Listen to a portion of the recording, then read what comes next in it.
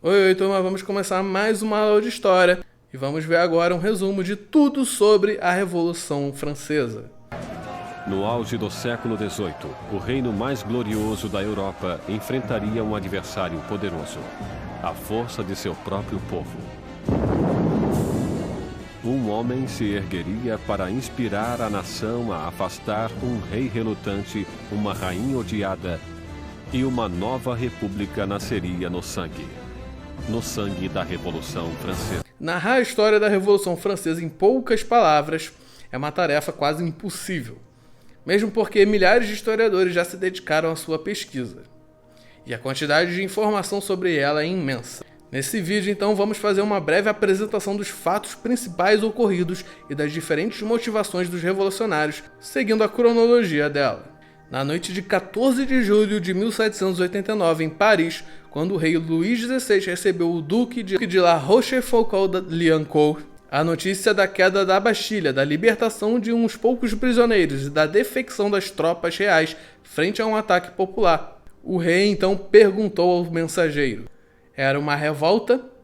E então ele o corrigiu: não, senhor, é uma revolução. Uma revolução e não somente uma revolta havia ocorrido. Luís XVI, herdeiro absolutista dos Bourbons, apesar de ser considerado um rei bom, estava acostumado a exercer seu poder de forma inquestionável e sufocar as revoltas que porventura surgissem para desafiar a autoridade. Nesse dia que transformou a história política do mundo, o nobre de Liancourt observou ao rei que o evento não seria sufocado, já havia ultrapassado o poder soberano dele e era irreversível.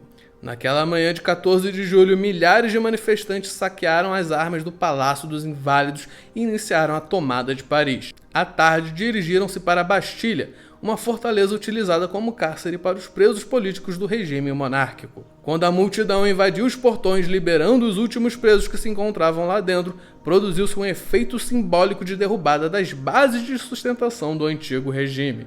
A partir dessa data, o rei viu-se pressionado pelos deputados do Terceiro Estado, que tinham o apoio maciço dos trabalhadores parisienses, os sans-culottes, e teve de abdicar de seu poder absoluto em prol de uma monarquia constitucional, cujo poder de fato estava nas mãos da Assembleia Constituinte.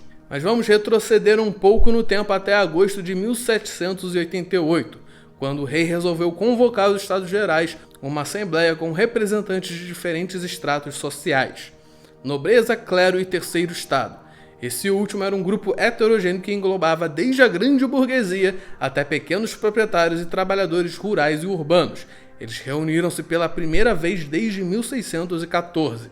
Luís XVI enfrentava uma séria crise econômica gerada por diferentes fatores internos de ordem climática, um inverno excepcionalmente rigoroso, e externos, com despesas feitas com acordos de guerra com a Inglaterra. A arrecadação por impostos, principalmente sobre os integrantes do Terceiro Estado, mostrou-se insuficiente para cobrir as despesas públicas. A convocação dos Estados Gerais servia como uma forma de equiparação dos direitos civis para a burguesia, o setor politicamente excluído da sociedade francesa, em contrapartida de uma busca financeira para a solução da crise. O rei soberano apoiava politicamente o clero e a nobreza, responsáveis pelo poder local sobre a população e seus domínios senhoriais, e oferecia aberturas para a atividade mercantil da grande burguesia.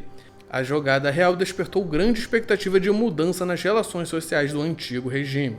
A pequena parcela mais rica do Terceiro Estado, economicamente adepta da livre iniciativa, ou laissez-faire, sustentando uma nobreza decadente e um clero ocioso, não poderia querer nada menos do que a igualdade política ainda inexistente na França monárquica. Assim, uma crise financeira pontual transformou-se em uma crise geral da monarquia absolutista, dividida entre a manutenção dos privilégios feudais, ou seja, a manutenção de um conjunto de impostos no campo que o senhor impunha aos servos e que lhe legitimava o poder junto à nobreza, e a necessidade de atender aos novos protagonistas econômicos da França, os burgueses. Para satisfazer os setores mais populares, o rei suspendeu o imposto da corvéia, irritando a nobreza. Uma vez iniciado o processo de mudanças políticas, a pequena burguesia radical exigiu a contagem individual dos votos, não aceitando retornar à situação anterior à convocação dos Estados Gerais, na qual era atribuído um voto unitário a cada um dos 3 estados, e portanto o terceiro estado perdia para os outros 2 somados. Revoltados com a manutenção do voto unitário, os representantes do Terceiro Estado proclamaram a Assembleia Nacional Constituinte em 9 de julho de 1789. Nesse momento, Luís XVI já estava isolado, não tinha mais o respaldo da nobreza nem o da burguesia, e a queda do absolutismo monárquico foi questão de dias. The nobility carried on with their lavish lifestyles, ignoring our struggles and levying taxes upon us to shoulder the load for la France. We starved in the streets, tossed aside like rats. No longer would we be left to die. We formed a National Assembly for the Third Estate, our first step in the fight for independence. Yet, we never could have known the dangers that lie waiting. The National Assembly vowed for life. We were willing to do what was needed, violently, if necessary. We surged, unstoppable. The taste of freedom and liberty fell upon each of our lips. When La Bastille fell, we grew hungrier, not for bread or for grain, but for justice. Até a grande burguesia francesa foi pega de surpresa com a radicalização da revolta popular. Por isso a revolução nasceu de forma violenta, como a água represada na barragem que após as primeiras infiltrações não pode mais ser controlada. Nesse momento surgiram as mudanças. A Assembleia Constituinte, com a retaguarda da recém-criada Guarda Nacional e sob pressão das notícias de rebelião, espalhando-se para o campo, votou pela abolição dos direitos feudais e dos privilégios do clero. Em seguida foi aprovada a Declaração dos Direitos do Homem e do Cidadão, cujo primeiro artigo declarava que os homens nascem e permanecem livres e iguais em direito. Escreveram um documento chamado Declaração dos Direitos do Homem. Por esse documento, distinções de classe arcaicas foram abolidas e todos os homens considerados como iguais. Era o fim do antigo regime e a França tornava-se uma monarquia parlamentar. Em outubro de 1789, uma nova onda de revolta popular contra a fome foi desencadeada pelos sans-culottes, obrigando a realeza a deixar Versalhes e estabelecer-se no Palácio de Tuileries, em Paris. Os bens do clero, da coroa e da nobreza que haviam fugido da França foram nacionalizados. A Igreja tornou-se a instituição mais combatida pelo novo Estado, com a perda de quase todos os seus bens, a supressão de suas ordens e a constituição civil do clero. Em 14 de julho de 1790, a multidão vinda de toda a França ocupou Paris para a festa da Federação, na comemoração do primeiro ano da Revolução. O patriotismo constituiu-se na crença pela qual o povo francês reuniu-se em defesa da sua revolução. Uma França participativa, realizando o ideal russeiano da vontade geral através das centenas de federações onde a população deliberava suas próximas ações, estava apenas se iniciando e a festa do povo logo cedeu espaço ao conflito provocado pelas contradições internas da sociedade francesa. Na mesma medida em que aumentava a participação popular num clima de festa pela crença na construção de uma nova sociedade, aumentava também a pressão popular para a efetiva transformação de estruturas sociais antigas. Os sans-culottes, que eram a linha de frente do processo de luta revolucionária nas ruas, apoiavam a Assembleia, o grupo político representado pelos jacobinos, a pequena burguesia radical, cujo nome se devia ao Convento dos Jacobinos, onde o clube instalou-se em 1789. Os jacobinos, mesmo minoritários na Assembleia, tinham o apoio das massas exaltadas, em contraste ao grupo majoritário ligado aos girondinos, apoiados pelos grandes proprietários que não queriam a radicalização das demandas populares. Robespierre dominava a Assembleia e o Clube Jacobino, uma sociedade de debates formada em um monastério jacobino, onde reuniam-se. Naquele momento, acreditava-se que o centro da Revolução e Robespierre falavam com a força da moral. Seu verdadeiro norte era sempre o povo. Logo recebeu o apelido de O Incorruptível. A alta burguesia ainda sustentava politicamente o rei e via na monarquia parlamentar o meio de permanecer no poder. Paralelamente a essa luta política dos protagonistas da Revolução, também ocorreu uma luta contra-revolucionária e da nobreza destituída de sua situação anterior, com focos de reação conservadora até mesmo da França, principalmente no campo. O próprio rei Luís XVI tentou fugir, disfarçado em junho de 1791, sendo capturado e reconduzido sob tutela a Paris. 21 de junho de 1791. O rei e a rainha, disfarçados como criados, fugiram do olhar ameaçador de Paris. Planejavam conquistar sua liberdade. Já passava da meia-noite quando a família real chegou à pequena cidade de Varennes, 160 quilômetros a leste de Paris. Estavam perto da fronteira da Áustria, a salvação estava próxima. Mas seu caminho para a liberdade não foi adiante.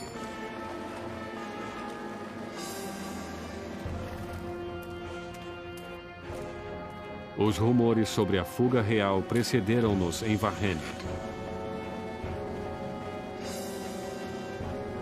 Um oficial da cidade parou a carruagem pedindo seus passaportes.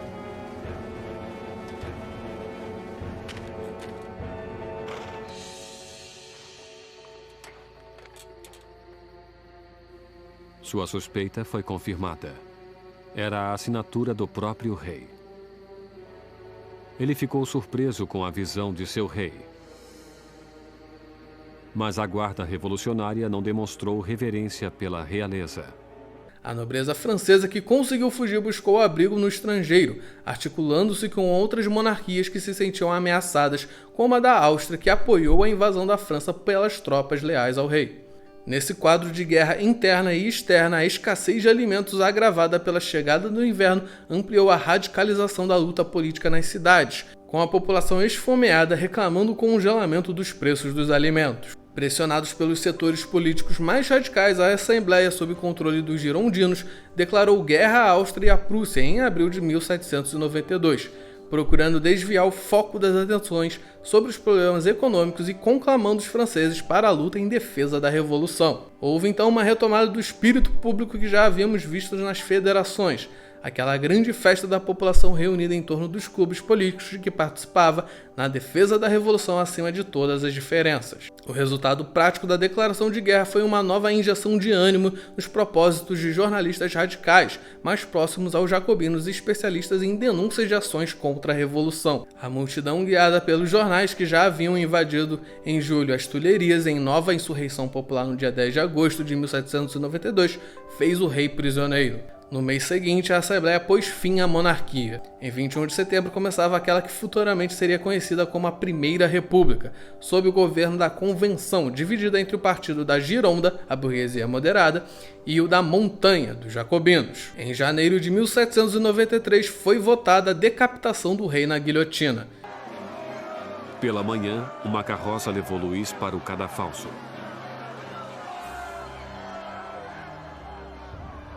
E ele historicamente encaminhou-se para a lâmina.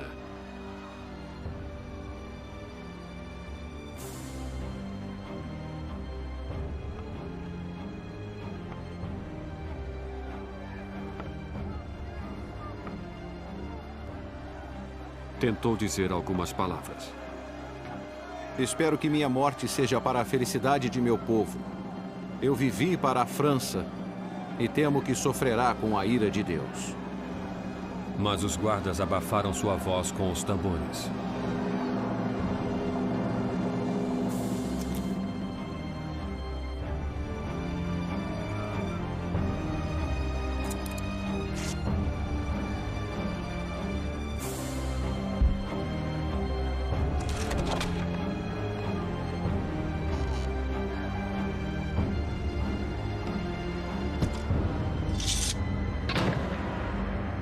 Às 10 horas e 22 minutos da manhã, o homem que fora rei não mais existia.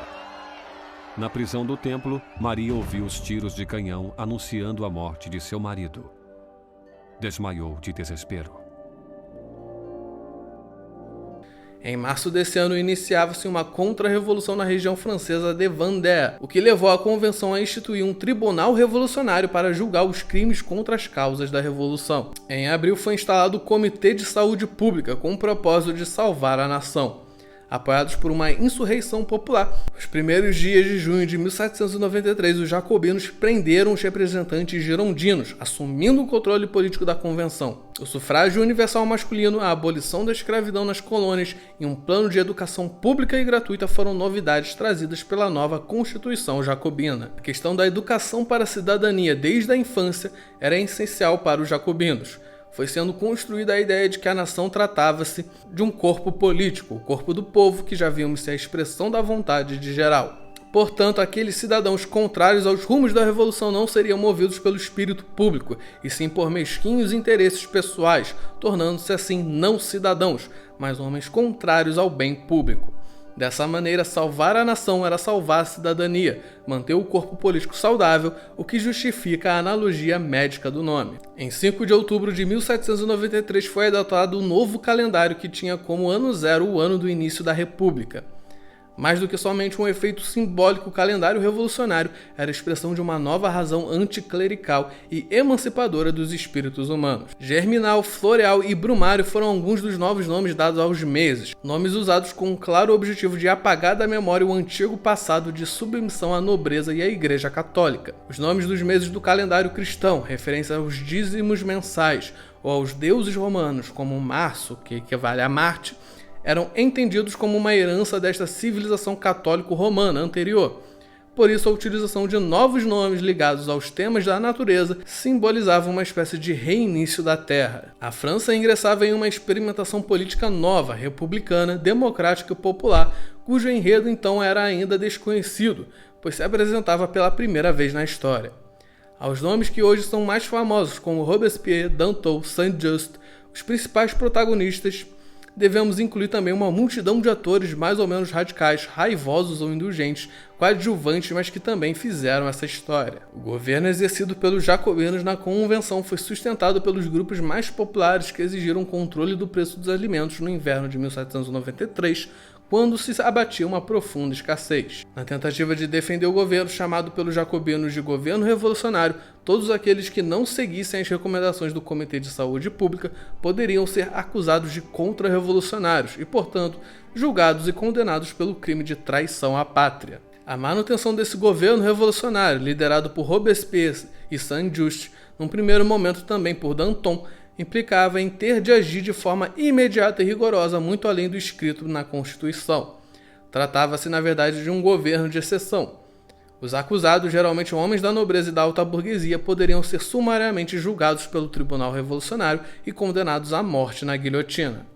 Por isso, o terror entrou na ordem do dia da Convenção, em 5 de setembro de 1793. Inicialmente, a legitimação do terror foi feita com base na necessidade de se defender a pátria, o espírito público e os bons cidadãos. Com o passar dos meses, já entrando no ano de 1794, o terror passou a ser utilizado como um instrumento de dissuasão da oposição. E isso ocorreu também em relação àqueles companheiros que pouco tempo antes sustentavam o próprio governo jacobino.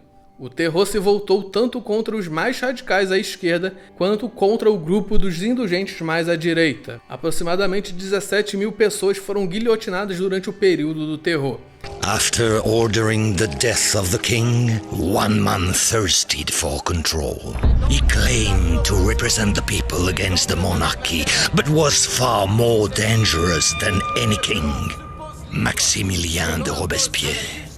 The slightest suspicion of counter-revolution was met with death. Mere rumors and speculation, so many of us meet our end. Families torn apart by Robespierre's reign. A reign of terror. Hundreds of thousands dead. Streets run red with blood. But the reign of terror would not last. Saint-Just e Robespierre, os líderes jacobinos, ficaram presos em sua lógica patriótica, obcecada por uma teoria conspiratória. E na República de Virtude de Robespierre, só existia uma resposta para a traição: os dantonistas são presos e rapidamente sentenciados à morte. Robespierre mandou milhares de pessoas para o cadafalso, mas não está tranquilo com aquelas execuções sangrentas. Não atende os pedidos dos seus antigos amigos e aliados. Quando se encaminha para a lâmina, Danton grita: Meu único arrependimento é ir antes daquele rato, Robespierre.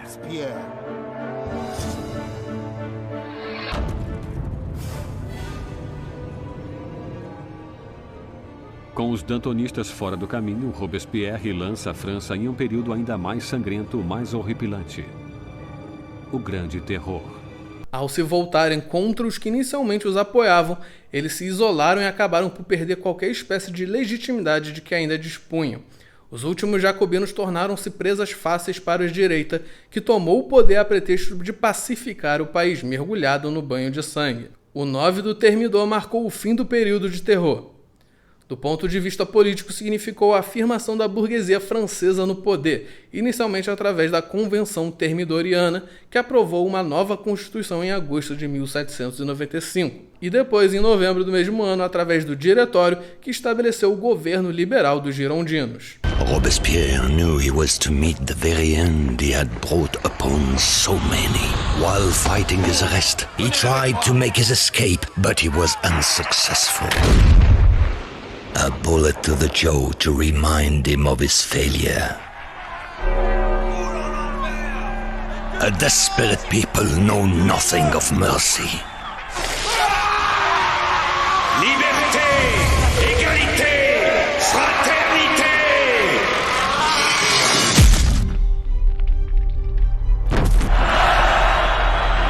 This is the history you know. Esse período do governo do Diretório foi caracterizado pela tentativa de construção do Estado de Direito burguês e perdurou até o 18 do Brumário, quando o general Napoleão Bonaparte, em seu retorno da campanha militar no Egito, ao sentir-se acuado pelo conselho, forçou um golpe. Ele assumiu o cargo de cônsul com o apoio da nobreza e da burguesia mais conservadora. A derrubada armada do governo liberal trouxe para o novo mundo republicano a prática do golpe de Estado liderado pelos militares de alta patente. Além disso, instituiu-se uma nova forma de eliminação das dissidências políticas na França, a guilhotina seca, que consistiu na deportação para as prisões da colônia francesa na Guiana, prisões como a Ilha do Diabo, que se tornaria famosa no século XX após os livros publicados por alguns fugitivos, entre eles Papillon. Do ponto de vista econômico, esse golpe não trouxe grandes mudanças. O laissez-faire da burguesia permanecia como um meio de enriquecimento, mas do ponto de vista político iniciava-se uma série de restrições às liberdades políticas que culminariam na total centralização política nas mãos de Napoleão com o seu Código Civil de 1802. 2 anos depois, ele se tornaria imperador. Depois de 5 anos instáveis, o poder novamente é consolidado nas mãos de um único homem: Napoleão Bonaparte. Os historiadores discordam sobre o fim da Revolução. Alguns acreditam que ela morreu com a ascensão de Napoleão. Outros afirmam que a Revolução viveu até o século XIX e mais ainda.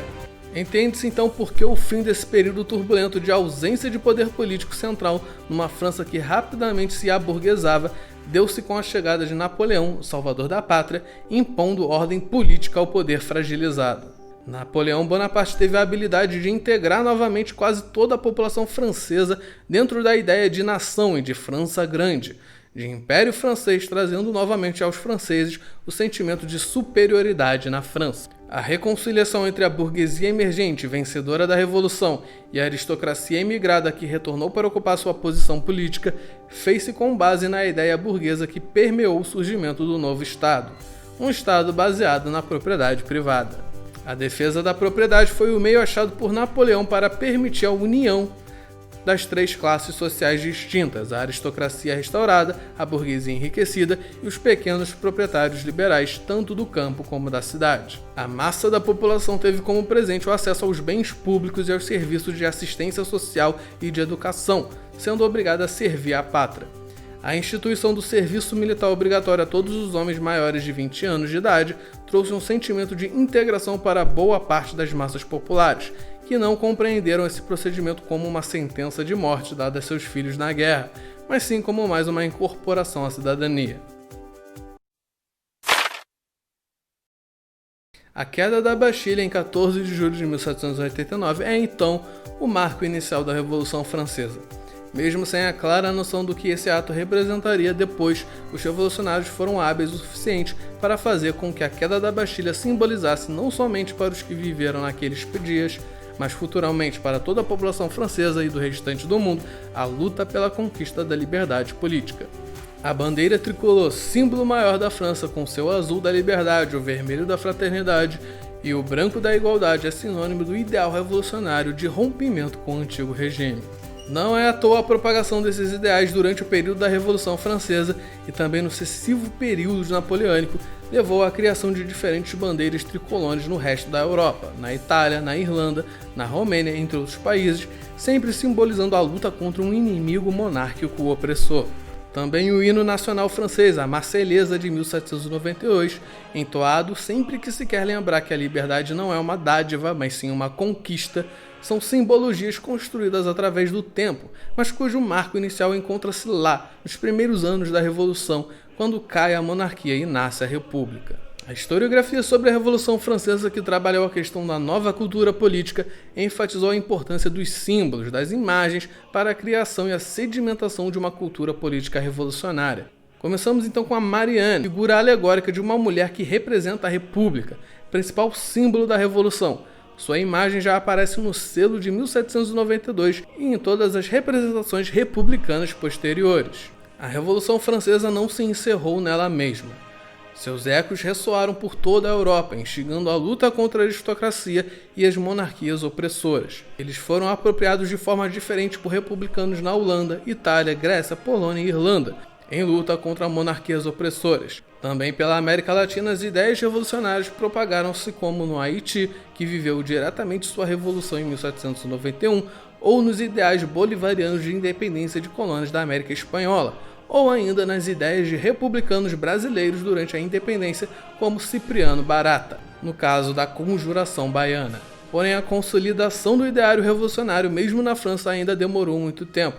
A Marselhesa somente se tornou o hino oficial francês em 1879. A escolha de 14 de julho como data comemorativa para a Festa Nacional Francesa somente ocorreu em 1880, como uma jogada para a consolidação da Terceira República. Nos 10 anos seguintes, a festa pela queda da Bastilha cumpriu um rol importante até a comemoração do centenário, quando foi inaugurada a Torre Eiffel, símbolo do novo poderio da França republicana. Então é isso, turminha, terminamos a aula. Tchau, tchau e lavem as mãos.